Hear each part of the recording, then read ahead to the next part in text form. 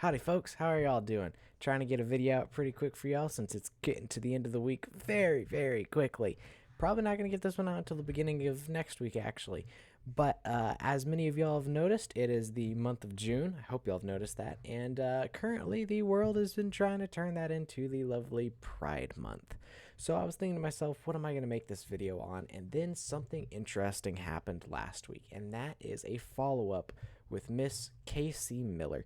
If you are not aware, Casey Miller came out about a year ago, not with a transition story, but with a detransition story, and shared with the world the horrors that she endured going through it, which were incredibly saddening to see.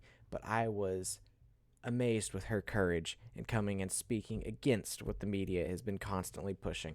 Now, I don't have time to show the entire video, but I will show the highlights of it and leave a link to her original post down in the description below. So let's go ahead and take a look at those. Hi. Last time I filmed a video in my car like this, I came on and talked about how I felt like I was too far gone. I didn't say that my life was over, but I thought that because of medical transition, that I had sentenced myself to living life as a pseudo-mediocre man.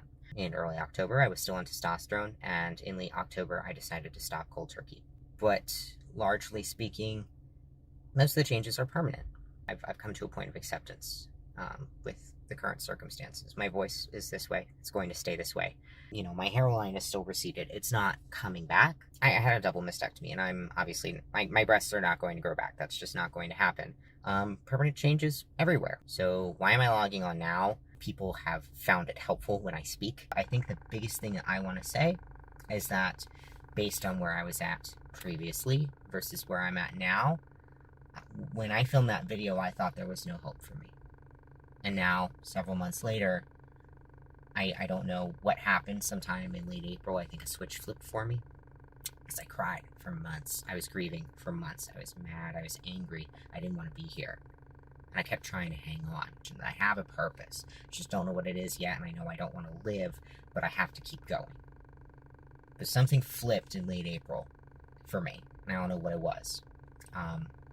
And now I do want to keep going, and I'm coping with the changes, and I'm coping with, you know, being perceived ambiguously in society because I'm a conglomeration of secondary sex characteristics. But I'm coping. Is it easy? No, it's not. But I'm able to move forward, and I am moving forward, and I've accepted that this is just the reality of things. But it also doesn't have to sentence me to a certain way of living forever.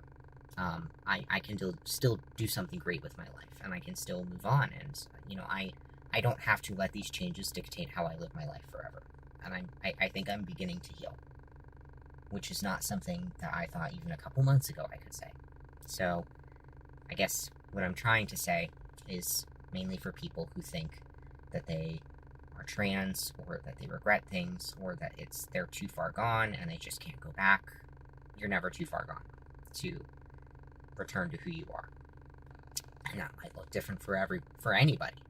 But it's not bad to question things. It's not bad to look at why you decided to transition in the first place. And it's never too late to take a step back from things.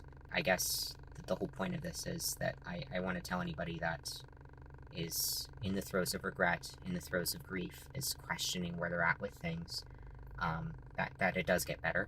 I don't think this should have happened. I don't want this to keep happening to other kids and vulnerable young adults such as myself. But my life is not over because of it, and I think we're a lot more resilient than we realize. And I hope that this helps somebody, at the very least. That, you know, we can grow, we can move on from this. So, that's it. Thank you for listening. As you can see, that's a lot to unpack, and well, I can only say that I am overjoyed for her that she is pursuing something more now after everything that she went through. Her story is a remarkable testimony in multiple ways, not only to the horrors that the medical industry is currently doing to young children and young adults, but of the fact that you can still continue to live a life afterwards if you choose to make the change and pursue it. And I am so glad to see that for her. I don't know what her faith is currently, but she is in my prayers, and I am hoping that if she's not found Christ, she does. If she has, that she grows closer to him, and that she has a blessed life, because regardless of any mistakes you've made in the past, I know that He has a plan. Christ has a plan for all of us, and I hope to hear more from her in the future. I am amazed at her courage to come out to a media that will rip you to shreds for saying something like this.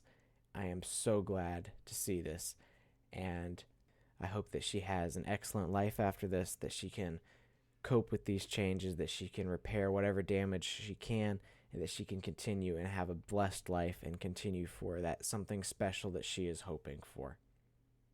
As always, thank you guys so much for watching. If you enjoyed the video, please consider leaving a like, comment down below, or even a subscribe to the video, as that would really help out the channel.